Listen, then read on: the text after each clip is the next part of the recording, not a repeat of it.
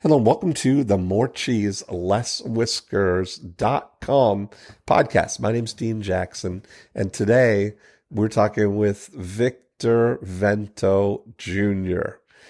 What a power name that is. And Victor has a agency that helps people with subscription services. And we had a really great conversation. I mean, it flew by. I've got a lot of experience in this particular endeavor. I've got a lot of different approaches for recurring revenue. It's one of my favorite models. And so we dove deep into specific things that they were doing with one particular of his clients, but everything that we're talking about doesn't matter really what the service is.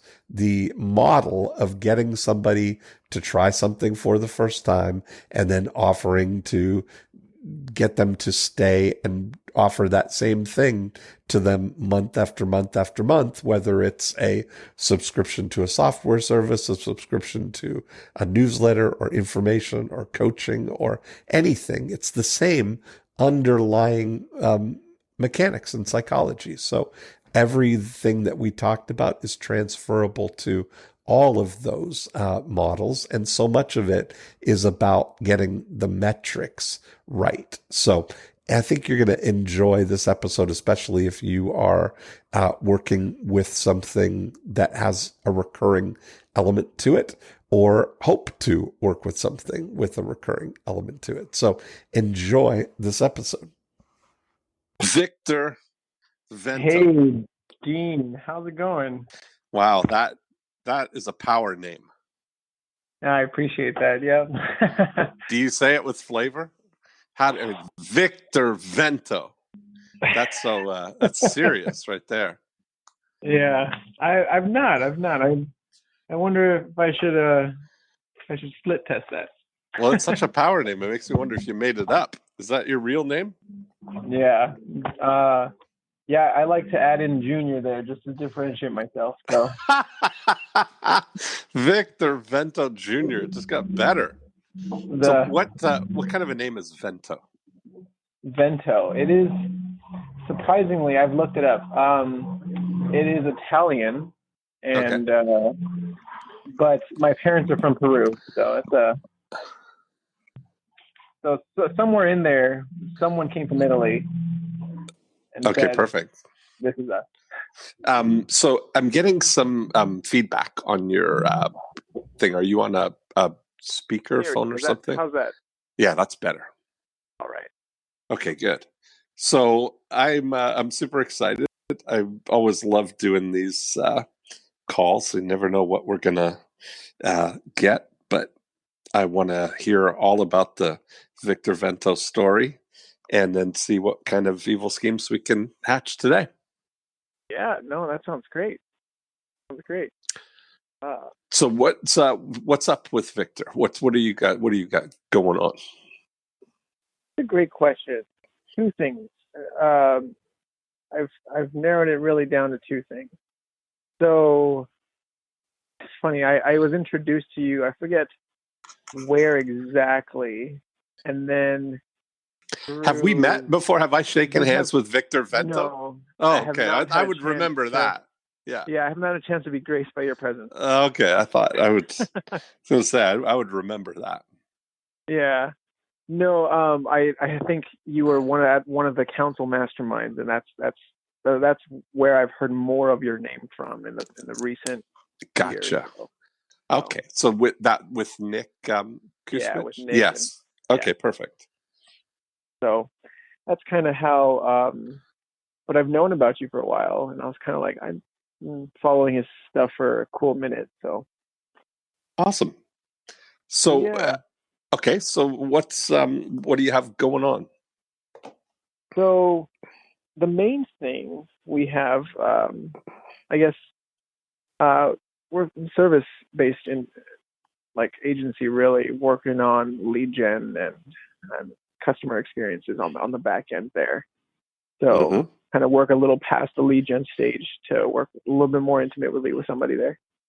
Um, that's our main thing. I've been looking at, especially after reading the book here, like one market at a time, right? So the next venture, I guess, would be the subscription box industry. That's It's been a growing trend. I've been watching it, and so it's been something I've been looking to kind of become more of an educational leader in that space. Mm-hmm.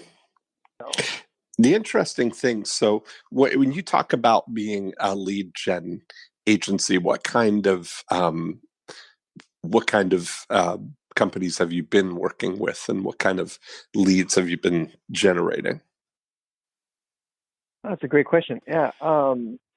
So at first it was kind of all over the place, and then we really started honing in on coaches who have some type of like high level program, Yes. and that's kind of been like our space. But we dabbled in a bit of with like local subscription style business models, and that was very fun. Lower ticket items, people love it, and once you have them, it's easier to keep them coming back, and kind of creating that how do we keep them coming back type of experience. Mm-hmm. So which that's what led to the me watching that industry and kind of going in that direction. And what did you learn through that? Like, what's your take of it now, having done it for a while? Um, the sub box industry, honestly, that's been, I would say, not even a year yet that I've really like been watching it, but Mm-hmm. since like summer of last year, I would say, is when I really started to pay attention to it a little bit more after a really fun experience with a client. But that, I would say, the biggest thing, um, it's more of an opportunity is really what it was. Mm-hmm. Like I see a lot of people wanting to jump on this, I guess, bandwagon of like, hey, we can get recurring revenue with uh, like by having some type of subscription box service or something Mm-hmm. like that. And they have a great idea. They can't ever launch it because they don't know how to create traffic, how to create an experience afterwards to keep people coming back. So, Yeah. and I was Like like, that's well, that's the interesting thing is that, do you notice a difference between the subscription box kind of model versus any other type of recurring revenue subscription? not really. Right, it's all the Um, same, right? I mean, the yeah, same in it's that the metrics are right. standardized, right? You're still looking for, you've got to find people, you've got to get them to, try it for the first time, and then you've got to keep them. And that's really the bottom line. Everybody gets excited when they do the math on the growing. Yeah, If we just get 1,000 members, there's, yeah, that's the thing, without really realizing what it costs to get that first subscriber, and the churn, what's going to happen, that you're not going to keep them all forever. yeah, exactly. Yeah. So what So have you that's found metric wise, with those, like in your observation of it? What's a healthy, um, you know way to look at this, or set of metrics for it? um, I would say from when that really fun experience that I had with one of the clients that we worked with that really got me into it to begin with was we noticed that once we were completely, I guess, everyone was on board for breaking even for the first month, knowing that what we've done on the back end increase the churn, or I guess not increase, I guess that's backwards, decrease the churn Retention, rate yeah. Yeah, so our retention went from like 3 to 5 months to like 8 to 10. Uh-huh. So if we were to break even that first month, everything was golden after that. Yeah. So just because of what we did on the back end and how we got them in. So that's why everyone allowed us to make everyone on board for like, let's just break even, even if we lose a couple bucks here in the first month. That's Yeah. we're making that way more in the back end. So, Mm-hmm. and I think that's hard for a lot of people. Yeah, To I think you're absolutely right. I Yeah, think that where it gets even harder, like an interesting mind shift for people, is that it's actually, um, I would say there's a saying that I use that it's less expensive sometimes to get somebody a result than it is to hmm convince them to give you money to get the result. And result could be right, an experience, anything. That the fact is, if somebody's going to subscribe to something, meaning on a recurring basis, whether it's a physical box that you're going to get in the mail every month, whether it's a SaaS subscription that you're going to, for a software or a service that you're going to use, or whether it's a, recurring pest control service or anything that somebody's right, going to do. It's the same thing. It's got to be about getting somebody to experience it for the first time, right? hmm And once they experience it for the first time, they're either going to like it or love it, or it's exactly what they were looking for, or not. right. And that it's, if somebody's leaning on the side of that, we definitely, we lean in favor on the side of not getting involved in something just because the friction, of actually getting involved in something, that we kind Mm. of, unless we're certain about it, we don't kind of get um, involved in things. Yeah. So you have to overcome that kind of apathy to new stuff, because it's always, historically, people are in any kind of exchange of goods and services, somebody is always being asked to take the front end risk, right? That Oh if yeah. you're paying for something, there's a risk that it's not going to be what you like, or it's not going to be for you, but you got to pay to find out, and then you've Exactly. got to cancel or opt out of the, because anybody who's doing the subscription things, they'll get people in for a dollar or reduced price to try, and then set them up on a auto debit. So the hope is that they'll get in and then forget that they've signed up for it and just continue on month after month. And I think if we all look at our credit card statements, that they're, full of things like that are Oh just yeah. ongoing recurring stuff that we've subscribed to, that it's just easier to, uh, for that moment of frustration and say, oh, I got to cancel that. And then, of course, not getting around to canceling it. And then again, it comes up again the next month, and that goes on for years sometimes.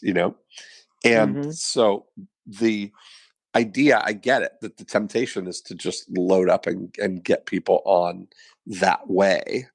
Um, but you start to think, okay, what on its own merits is going to get people excited about staying and sharing and referring and all of those kind of things. um you know Mm. when you were doing, what was the model that you would favor, that you would find is the best in terms of your approach to building new subscribers? You mean on the front end side? Yeah, yeah, on the front end. Mm-hmm. So it was so we work that particular client was like a food subscription, Okay. and it was really fun because um the problem that we saw was everyone coming in. The reason the turn was about 3 to 5 months. After about that time range, they were kind of like, now what do I choose to eat?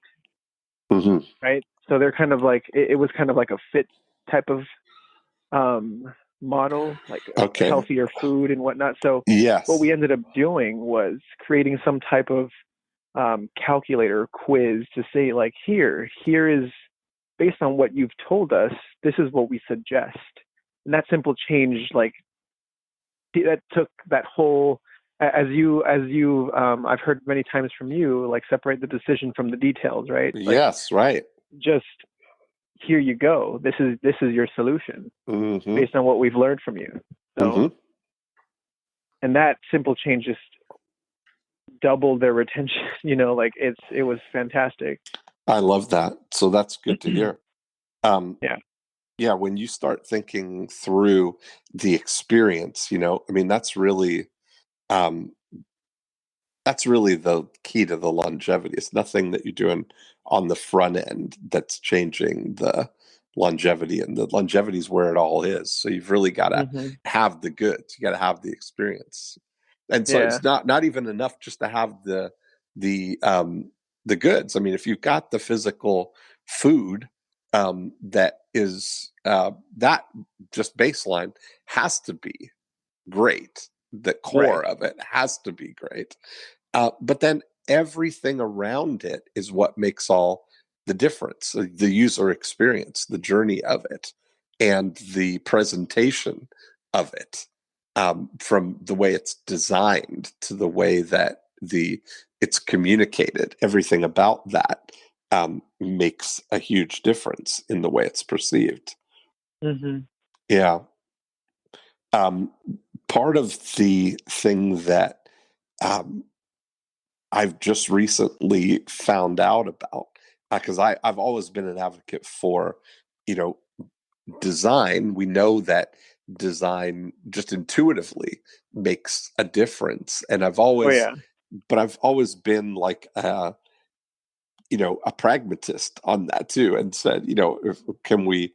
I kept advocating for people um, to prove it, like to show the actual return on design is the way I was looking at it with these designers, and encouraging them to, you know, prepare and do some kind of case studies to document the difference that design has made in something. And I talked about it on one episode, and then somebody sent me a link to a study by McKinsey, the consulting company, um, Hmm. where they actually quantified the the value of design with a huge years long study with the all the top companies, to find that they quantified that the design led companies, they did a study of companies for over the last 20 years that excuse me, that kind of like the same kind of good to great methodology of the testing, like looked where they took a design led approach where design is a key part of the business, that design led companies have a 32% premium revenue wise over their peers, their cohort or their comparable category group that are non-design led, and return over 50% more money to shareholders. So they're more profitable than companies that are not design led.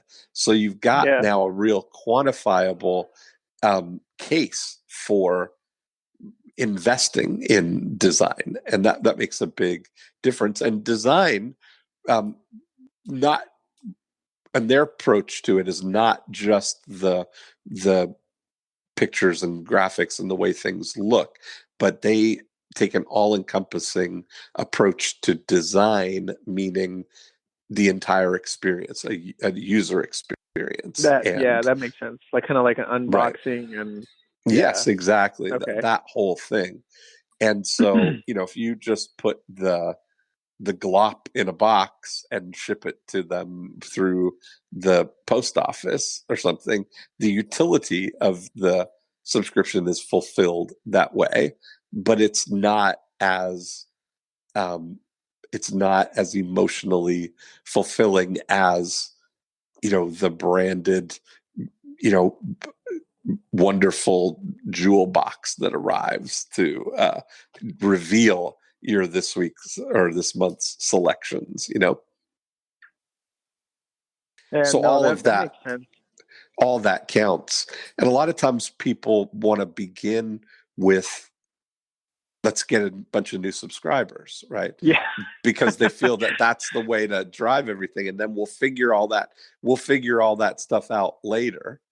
But the reality is it's not. You're throwing it's like throwing water into a leaky bucket. That you got big leaky buckets that they put design first in the marketing that they're selling, and you know presenting it with better, uh, more sexier experience and design than what is actually being fulfilled.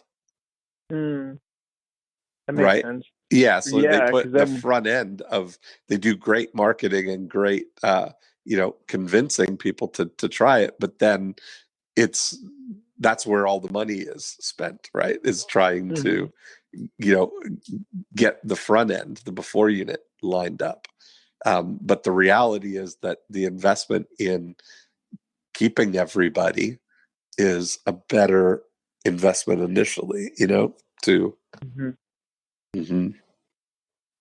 Yeah, no, So I see that because then we're focusing more. Um, well, there's at that point you're putting so much attention on the back end. You get a few yeah. people in, like they're gonna self promote anyways because they're gonna be like, you guys got to try this, and they're gonna say it to the people that they know it's gonna be relevant to. It's not like us trying to find who it's relevant for, but it's more the customers that we've the customers the subscribers that we've found, Yeah.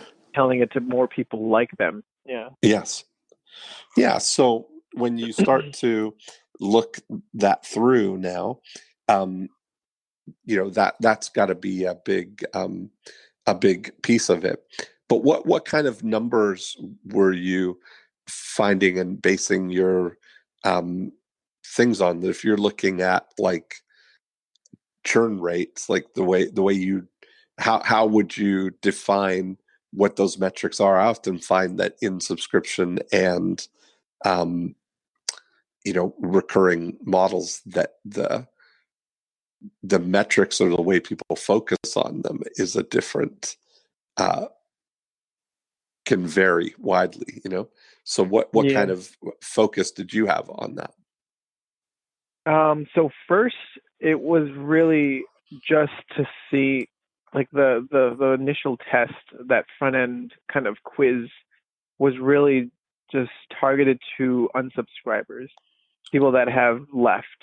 We Hmm. did that specifically to be like, I wonder why they left. Is this why they left? Because we were hearing a lot of that, right? Like, I don't know what Hmm. else to eat anymore. I'm kind of getting bored because I'm choosing the same things.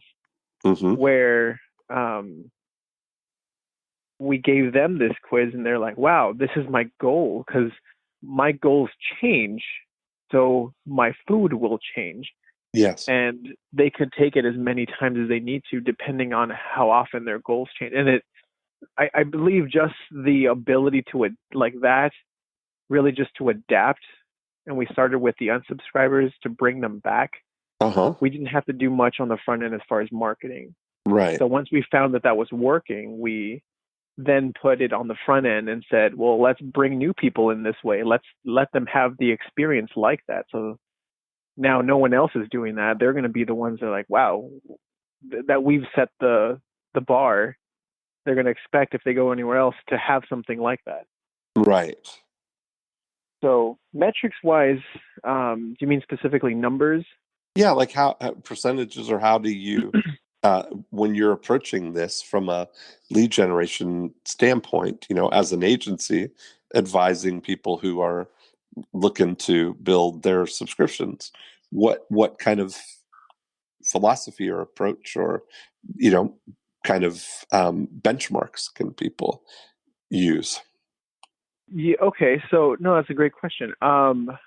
At first, it was once we brought it to the front end, we were looking just to break even. So Mm-hmm. the initial buy was, I believe their first deal was like $115 buy-in.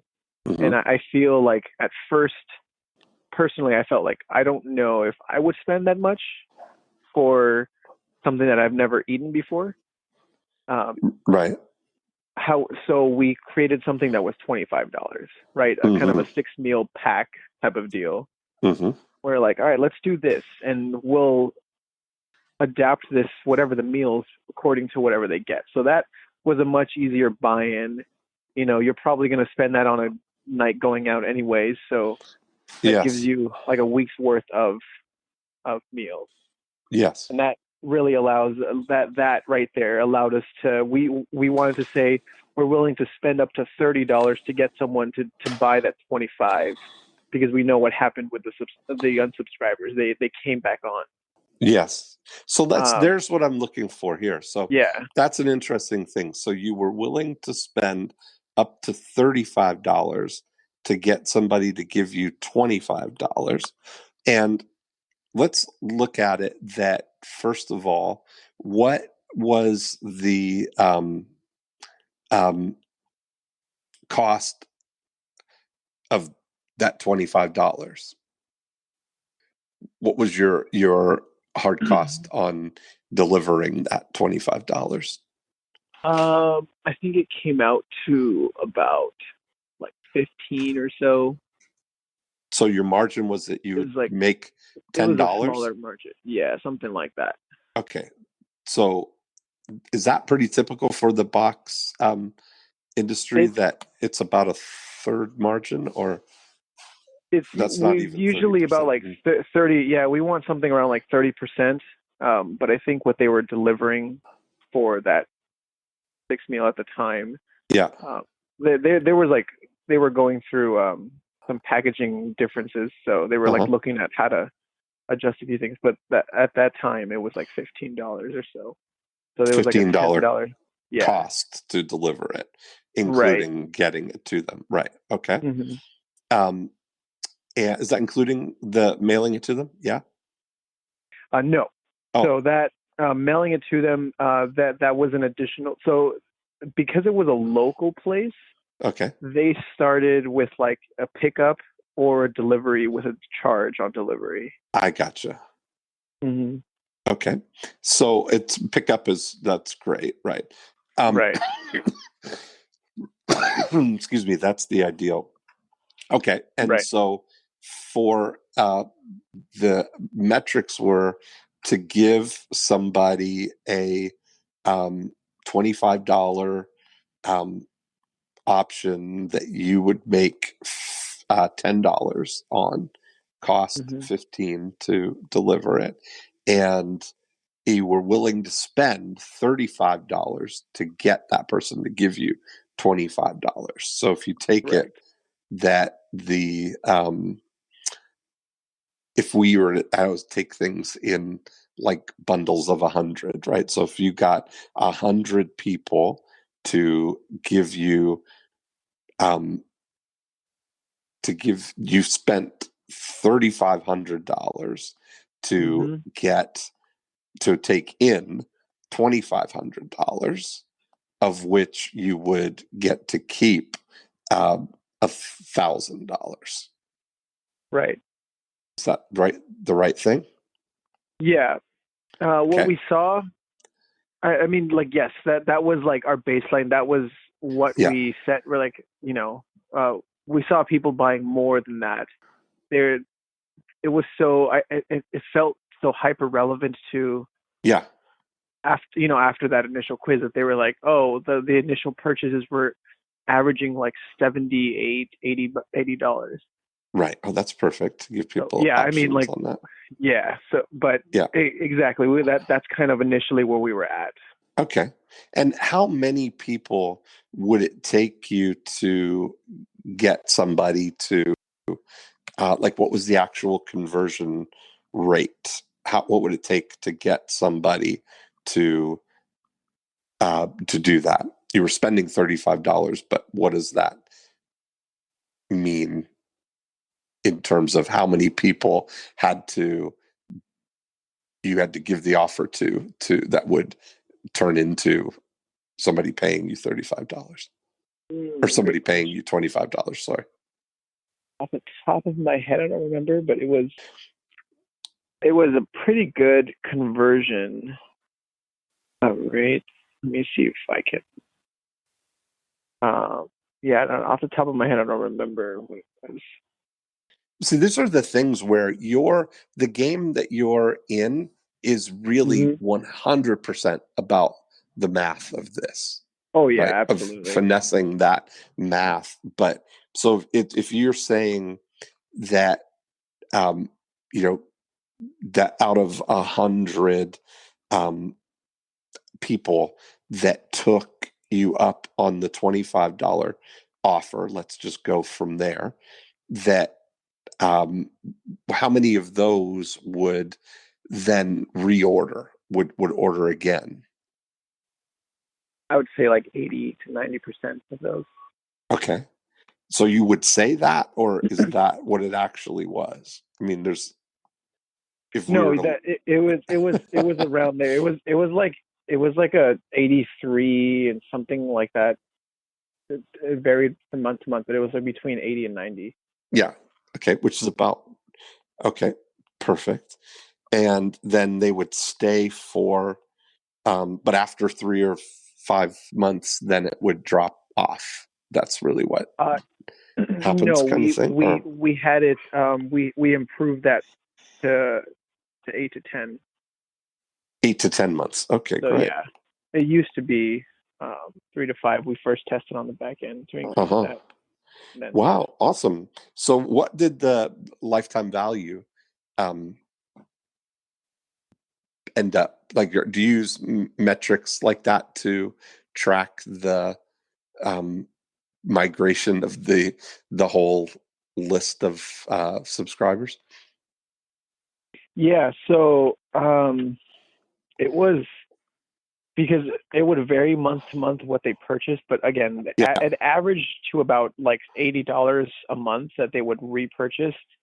Uh-huh. It was easier for them to buy the 115 package though at Yes. that point. So most Uh-huh. people kind of did that with a few people kind of buying in their first month at like 60, $70. So it kind of brought the average down to like 80, something like that.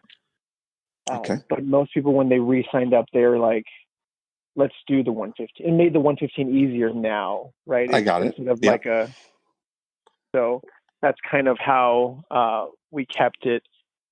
And on average, people would order 1 to 2 times a month because the 115, I think, was about 2.5 weeks Mm-hmm. worth of food.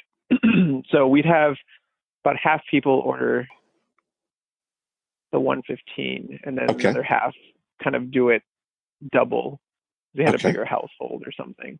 Yeah, yeah. So So overall, like, so we with our like I'm in this business in a way, yep. like with our go-go clients and our money making websites and go-go agent. Those are all monthly recurring SaaS things. So one of the metrics that we measure is the lifetime value, which is now kind of the rolling thing of what the aggregated lifetime value of all of the people that are in now with you. So Mm-hmm. you get a number that gives you a sense of right now your new subscribers can be worth with your current system, X dollars or whatever that amount Right. could Yeah. be. Did you get a sense of what that kind of customer There's about value was? Yeah. Yeah, about 1,000 to like 900-ish to a little over 900 to like 2,300, depending on how often they order in the month. But in that range, Gotcha. at the low end Okay. would be like 900. So Yeah, got it.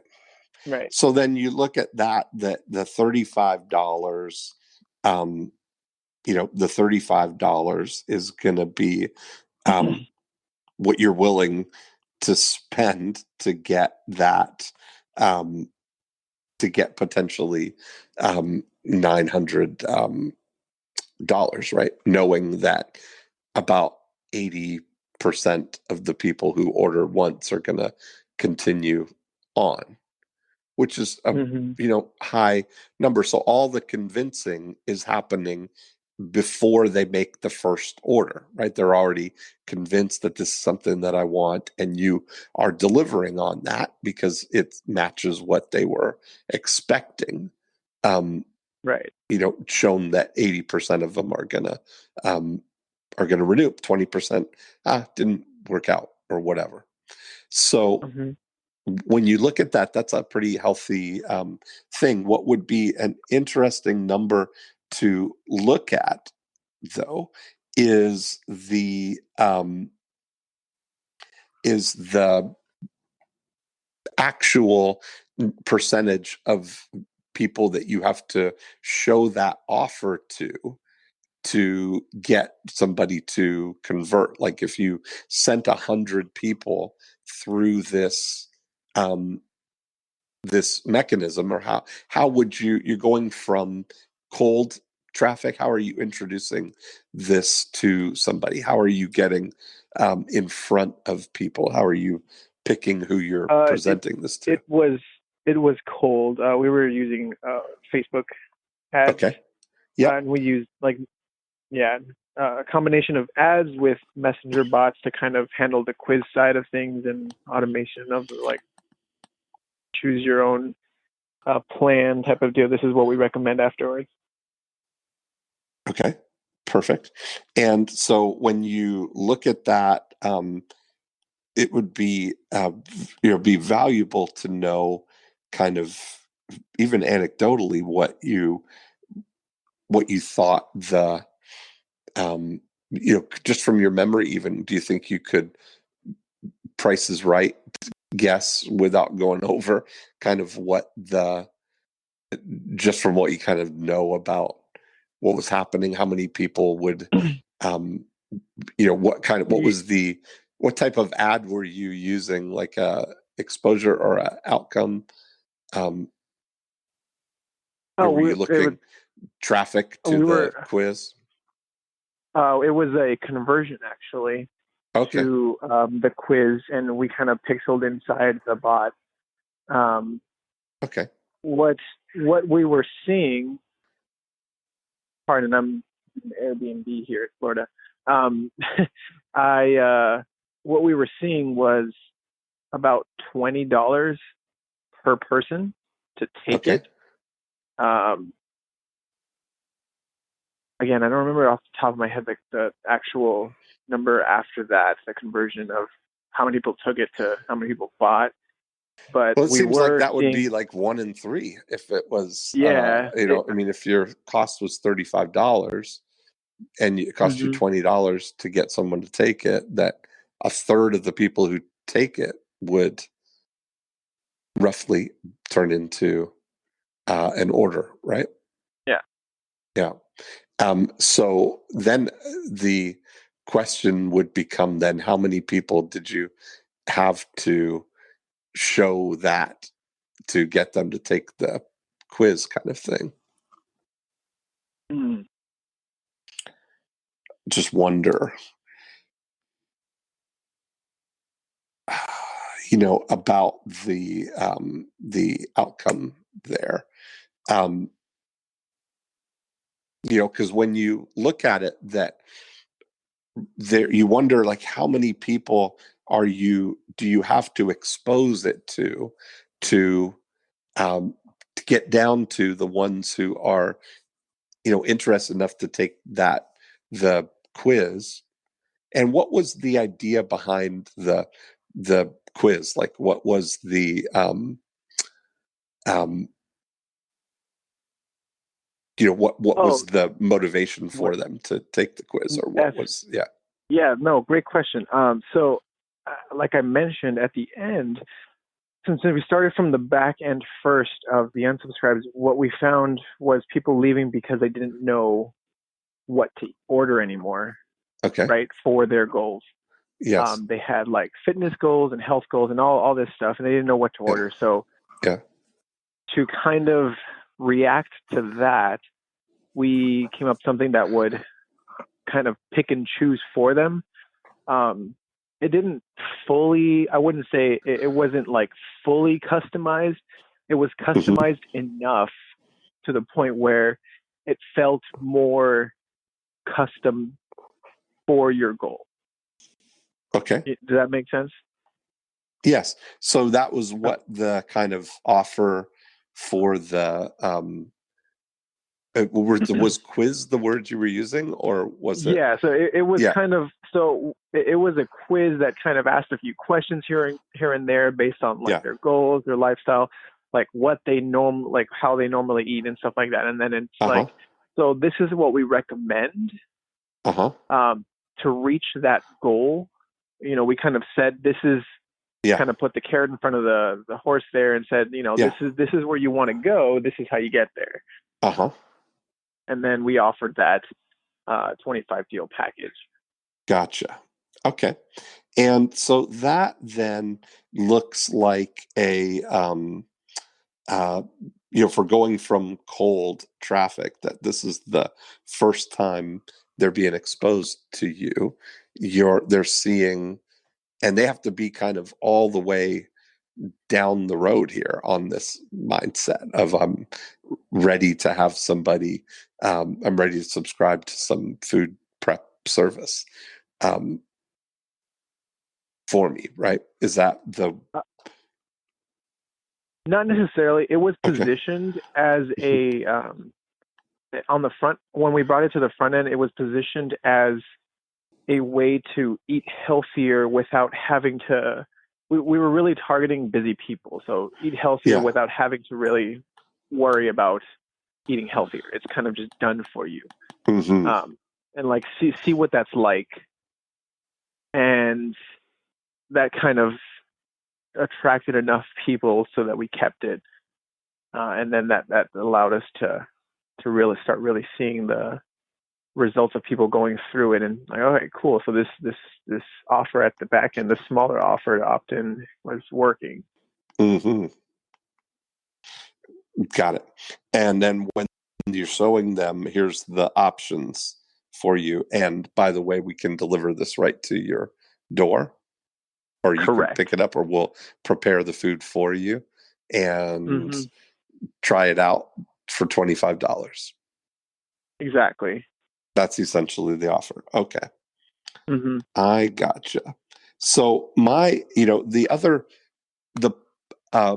polarity of that then would be to go to the realm. How were you targeting people initially? Were you targeting by any specific interests, um, or letting the algorithm find the right people? We kind of split tested both. We did Yeah, kind of like a local area, yeah, and then we did a little bit more targeted to specific individuals. For example, like moms. Um, we was one of our main targeting interests, and like more business professionals, and we kind of found like the type of person they're a little bit more management, and we targeted them through interest there. hmm, Um, we found the results to kind of be very similar. The hmm, algorithm kind of did it, so we kind of left it to after like about a couple of weeks, we just let the algorithm take over and kind of do its thing. yeah. So it's interesting that that's the thing. So did you only the people who took the quiz would ever know that ultimately you have a food delivery or food prep service, a done for you healthy eating option? That would be Right. what would, yeah, because the ad itself was all about how to eat healthier without worrying about eating healthier, or Correct. which Yeah. which So are the right foods for you, like just right. that kind of thing. It's on their mind. Hmm. Okay. And then did you book end that and test the exact other end of that with what I often refer to it as a horse for sale ad? That, like, sometimes, this is what I've always said, that sometimes the best way to sell a horse is with a sign that says horse for sale. And if you were to test something that said exactly what that busy person would be thinking, I wish somebody would just fix healthy foods and deliver them right to me here locally. We If did you were not, okay. surprisingly. Ah. Yeah, that's it. It's funny that as soon as you started mentioning it, I was like, you know what? That was something we did not. I didn't even think of because everything else is working pretty well. You tend to. That's funny, huh? So when you look at it, but it's kind of like this elegant way. It's like, ultimately, if you're trying to sell a horse, you're kind of like going about it by offering people, like, what kind of recreation is fun for you, or what's the best way to have Right. Yeah. fun without, and then when they go, surprise, it's a horse, right? That's the Yeah. best thing. So you're only attracting people on what you think is going to be the precursor to them wanting a horse. Yeah. Right? Where you're saying this, it's sort of related. It's healthy eating and the best foods for you. And then, surprise, we've got a meal delivery service that we can do these and prepare them for you Right. in No, just the we same way. overcomplicated the process, and Right. Where it might be worth testing, um, you know, Winter Haven. Get healthy meals delivered right to your house. 6 meals for right. $25. Try today. Yeah, that's so funny. I can't believe I feel sheepish right now for not. Yeah, I'll tell you Victor that. Vento, what kind of subscription agency are you running over there? Oh gosh, a But complicated that's one. okay, Victor. That's why I'm here. That's why I'm here for Yeah. you. So that might be the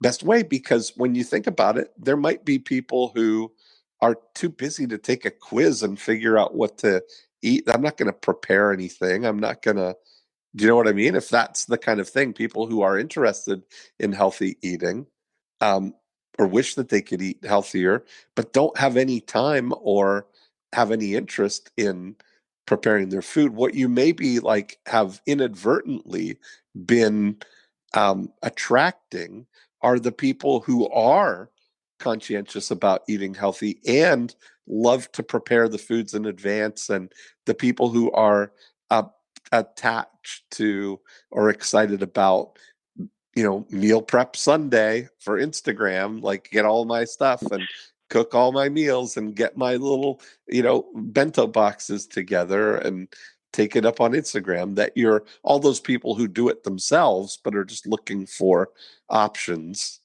other healthy choices, kind of thing, looking for ideas, but not looking for a service. Right. So inadvertently, you may have been attracting that motivation more than the core motivation of, don't even worry about it, we got you covered. Yeah. Yeah, because I know we had a lot. That's probably the people that didn't. That's probably were the majority of people that didn't buy who Right. they were. Because the Probably. other people, it was like it looked like we were getting a lot of the people that are.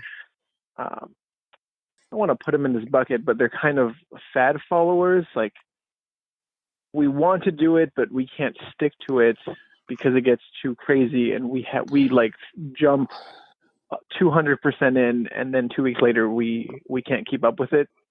Yeah. That's what I saw the majority of the people coming in that converted. Yeah. But yeah, that I agree that we probably also, in that was a combination of the people that are aware they've been doing this for years already themselves. Yeah. And so they're just looking for ideas, right? But Right. Yeah. then when you take that to the next level, then you start to think, okay, that if you would always want to bookend that because you were having kind of a blind sort of related offer that then progressively then revealed the service ultimately that you have. And so definitely you would want to test the straight up offer that if people knew that there was a food delivery service or a food prep service that could either deliver them or I could pick them up right there and I don't even have to think about it. And it's right here in Winter Haven. That would be super exciting, Yeah. Okay. So that level I would definitely look at, but then you can experiment with the offer of the $25, to start kind of thing. Or Hmm. you could start with and offer a $25 gift card for people so that your uh, cost could be um, offset, so that Ah. you're spending the $15 that it costs for the food anyway, right? But what you're giving up is the $10 that you would get in profit from in the margin there, but it's costing you because the people who are first of all, you get 3 to 5 times more people would take you up on the gift card offer to try it for the first time, right? Yeah, that's interesting.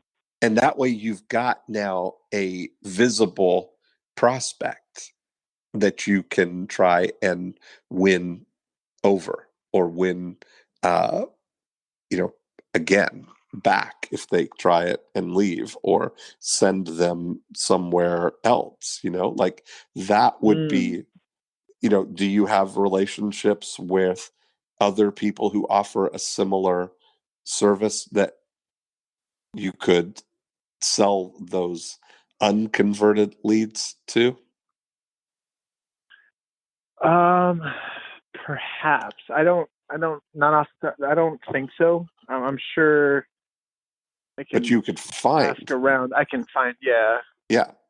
Then when you look at it, it's like now your cost of it, when you start to think about the influencers, if you start thinking about the currency of you've got these $25 gift certificates, right? That Hmm. the cost to you is going to be $15 for it. You're happy to spend $35 dollars, right, to get a new client, which seems super reasonable and low to me actually. Hmm. So I don't know whether your you know recollection of the numbers, like, is that the raw, that's the total cost um to get somebody who's paid you the $25? Yeah, it was a very. I feel like it may have just been the city. I'm not sure, but that it was a local. So I know local is usually different from national, Yeah, and like it surprised me to see um, how low our conversion costs were. yeah. Okay, But perfect. like, since it works, which that's probably why I didn't think Yeah. of. I was just like, well, let's let's keep improving what's working, and I didn't look elsewhere. Hmm. So. Gotcha. So, part of it might be worth thinking about, like, locally, if you've got, um, other, you know, whoever could be advocates for you, right? Personal trainers, Hmm. existing clients that the benefit of having an offer where you start out with a $25 gift card that they get to experience it for free, essentially, the first time Or they might use that $25 and upgrade their order to $75 or $100. They still get the option, but the worst case scenario would be that they use the $25 gift card to get that 6-pack that is, and then leave that's all they do, right? Right. That's the worst case scenario there. But part of the thing, another metric that you want to kind of look at is a multiplier. We use something that we call a subscriber multiplier index, Mm-hmm. where if you look at when you bring on a new subscriber, that in the first 30, 60, 90 days, the goal is to entrench that new subscriber into full membership, that they're renewing and they renew again, right? So in 60 days, they've had 3 kind of shipments in a way, right? Or 3 deliveries or Right. three cycles, let's call it, in 60 days. And the goal that we measure in there is not only the conversion to a new customer, but a new subscriber, but the multiplication of that. So if it's a local service like our, that you're going to their house to provide a service, that you start to look at things that would go, how many referrals or neighbors can we get on the service in that first 60 or 90 days while you're there, So if you look at it, Yep. that if you're coming to somebody's house and, you know, delivering something, that there's a good chance that their neighbor might like the same service since you're already there, or that the friends, like everybody who tries a new thing for the first time, they're going to be talking about it the most then. Yeah. Right. So if you start thinking about if you were to send a golden ticket to everybody, 3 golden tickets, 3 gift cards that they can give to their friends, that when they start this service, they're going, oh, you know what? I tried this new meal service. I've got these, they're delivering meals right to my house. This was delicious. It was oh, here, I got a gift card for you. You can try it too. That becomes now a multiplier, right? So that you are, right? I see what you're saying. So that one subscriber, yes, just turned into 3. That's exactly what you're trying to do. Okay. Is you're trying to get that. And if you're any orchestrated effort to it, like we look at on the real estate side, with the realtors, we have a listing multiplier index that every time a real estate agent gets a listing, they've got 5 opportunities to get extra commissions on that, right? So the 5 opportunities are that the listing gets sold and they're going to get the listing side of the commission. They find the buyer for the house and they're going to get the selling side of the commission. They've got an opportunity to find a buyer that buys another house that they met because they inquired about that one but didn't buy it. They've got the opportunity to get another listing in the neighborhood because of one of the other neighbors that they met while they were selling that house. And they've got an opportunity to get a referral from the seller before the transaction's over. So we look at that's the target, is to get those 5 things and to measure a rolling metric of the last 10 listings that you had. How many extra commissions did you get? So, your goal would be, and our clubhouse leaders in that are, over 3.5 on an index. So that every time they get a listing, it turns into 3.5 transactions currently right now. Yeah.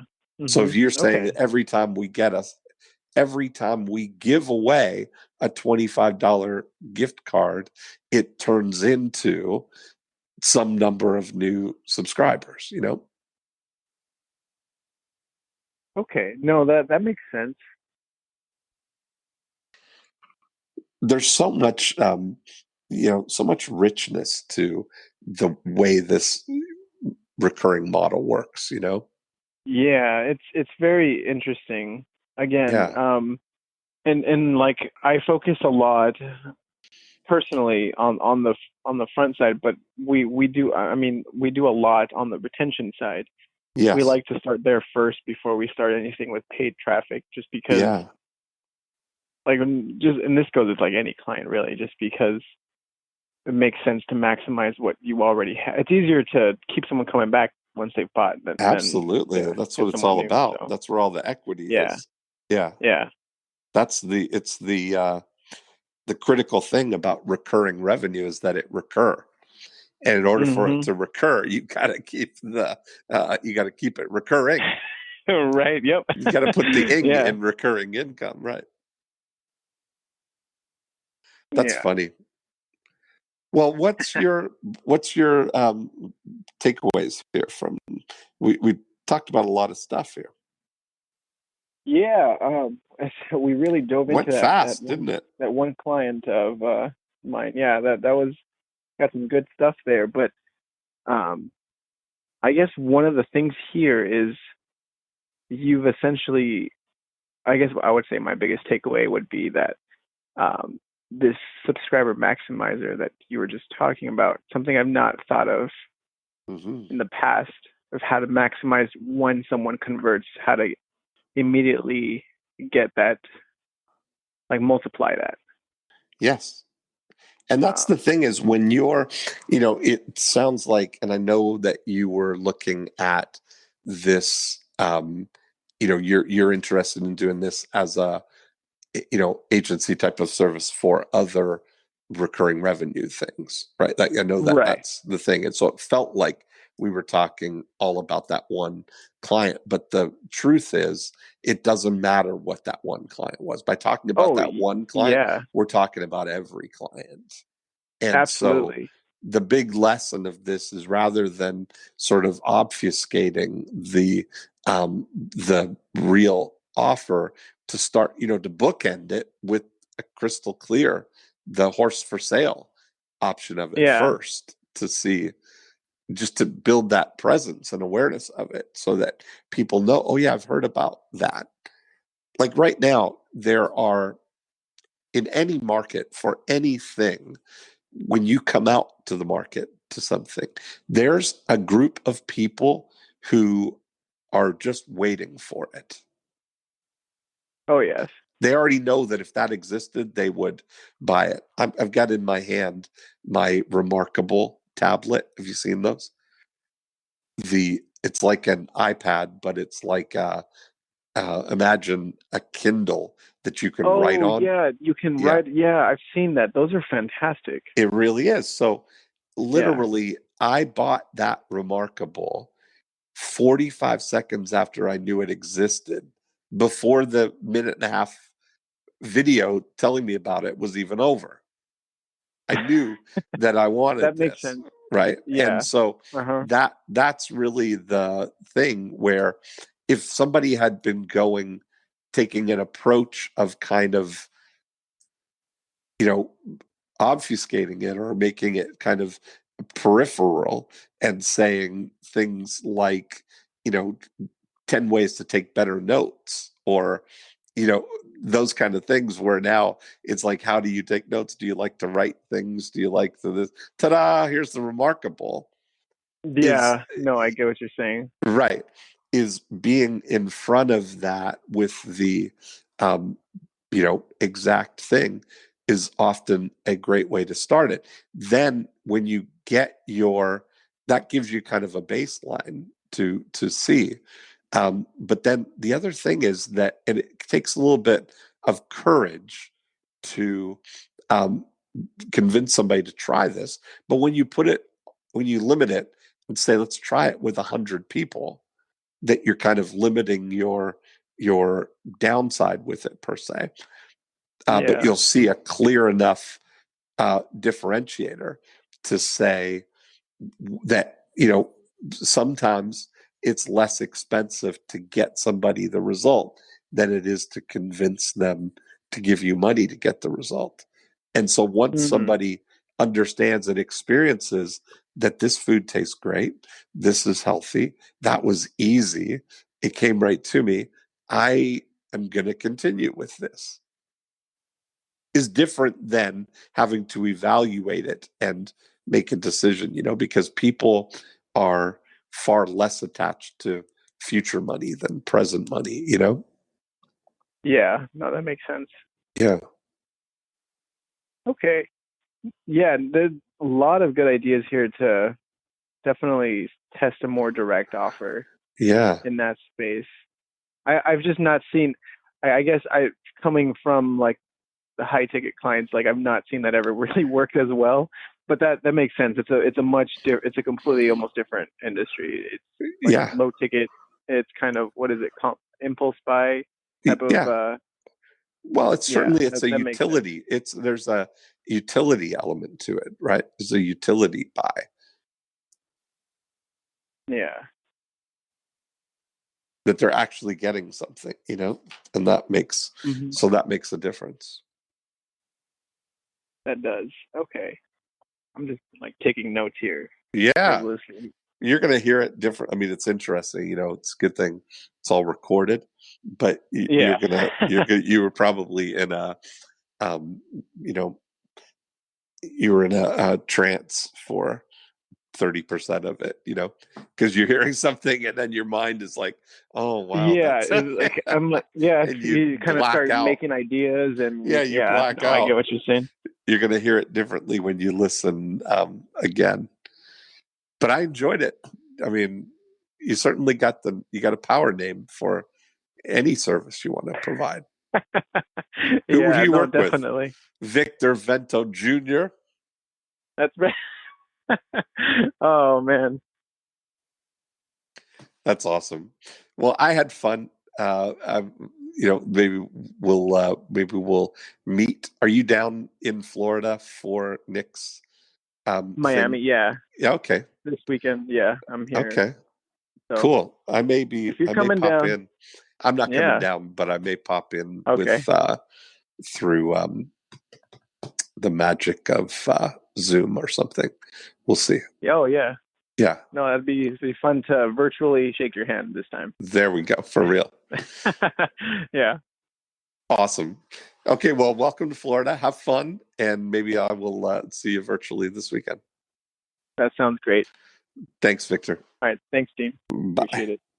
Bye bye. And there we have it. Victor Vento Jr. What a power word. So that was really exciting. I think he's got a lot of great potential there.